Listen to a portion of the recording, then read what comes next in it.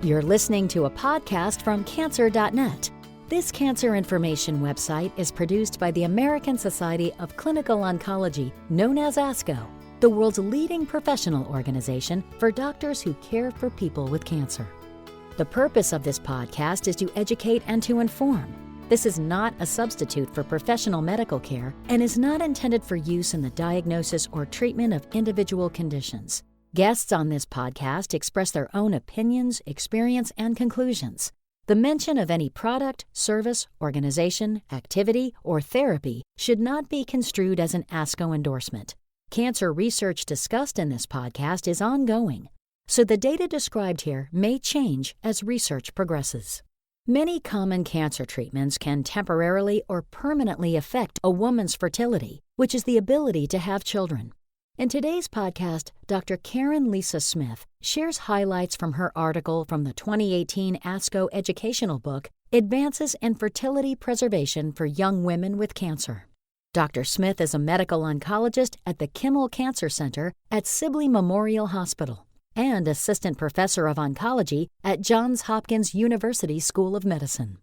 Published annually, the Educational Book is a collection of articles written by ASCO annual meeting speakers and oncology experts. Each volume highlights the most compelling research and developments across the multidisciplinary fields of oncology. ASCO would like to thank Dr. Smith for discussing this topic. Hello, my name is Dr. Karen Lisa Smith from the Johns Hopkins University School of Medicine. In this podcast, I will be sharing some key points from my 2018 ASCO Educational Book article titled Advances in Fertility Preservation for Young Women with Cancer. Each year, over 30,000 young women are diagnosed with cancer in the United States. The most common types of cancers in young women are breast and gynecologic cancers, blood cancers, sarcomas, brain tumors, and colorectal cancer. Many women, especially in Western countries like the United States, are choosing to become pregnant later in life. As a result, young women diagnosed with cancer may not have completed their families at the time of diagnosis.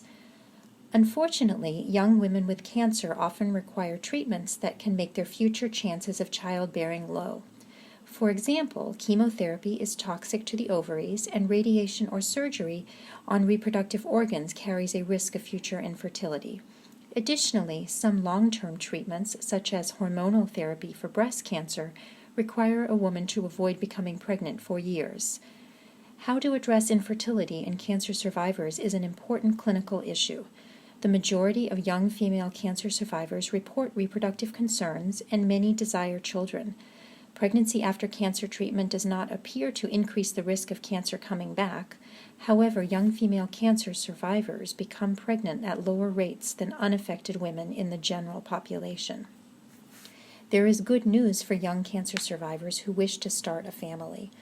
Recent advances in reproductive health care allow doctors to help their patients preserve fertility before cancer treatment begins.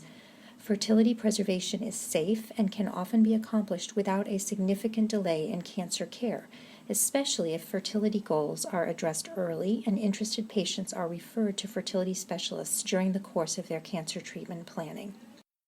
There are two main types of assisted reproductive techniques that fertility specialists can use to preserve fertility in young women with cancer. The best established method of fertility preservation is embryo cryopreservation. Women who use this method first receive hormonal medications for several days to stimulate the ovaries. Next, they undergo a procedure to remove the eggs from the ovaries. In the lab, the eggs are fertilized using sperm from a committed male partner or donor sperm. The embryos are then frozen and stored for future use. Live birth rates using cryopreserved embryos in females with cancer are similar to those in infertile couples who undergo fertility treatments with fresh embryo transfers. For women who do not have a committed male partner or who do not wish to use donor sperm, oocyte cryopreservation has become a standard option for fertility preservation. This method is similar to embryo cryopreservation in that women receive hormonal medications for several days to stimulate the ovaries and then undergo a procedure to remove the eggs from the ovaries. However, in the case of oocyte cryopreservation, the eggs are frozen and stored for future use without being fertilized first. Recent advances in laboratory techniques have allowed for successful oocyte freezing. We only know a little about pregnancy success in patients who freeze their eggs before cancer therapy, but what we do know shows that the success rates are comparable to those seen in the general population of women who freeze eggs in the absence of a cancer diagnosis. A potential benefit of freezing eggs or embryos is the opportunity to test for hereditary conditions.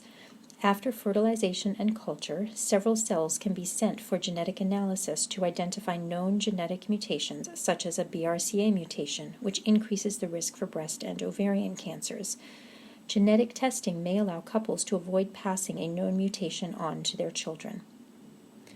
Although many cancer survivors may be able to carry a pregnancy after treatment, some survivors will experience late effects of therapy or receive ongoing cancer therapies that make it unsafe or impossible to successfully carry a pregnancy.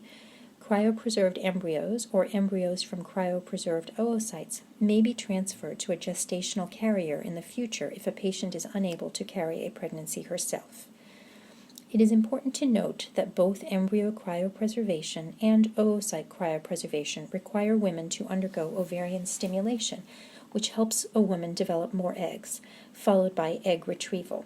This process takes about 2 to 3 weeks and therefore has the potential to briefly delay cancer therapy. In most cases, this short delay is not significant.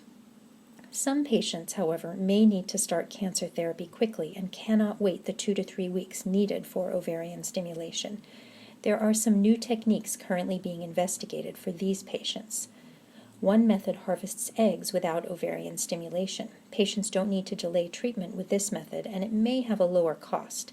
However, implantation and pregnancy success rates with this approach are lower.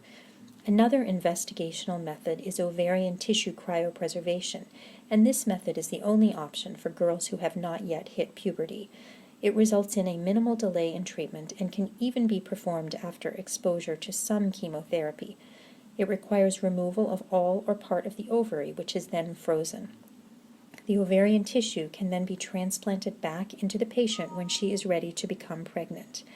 Since the first time this technique was used in 2004, there have been over 130 live births reported after ovarian tissue transplantation. As with all procedures, there are risks involved with transplantation, including the possibility of reintroducing cancer cells in this tissue back into the patient.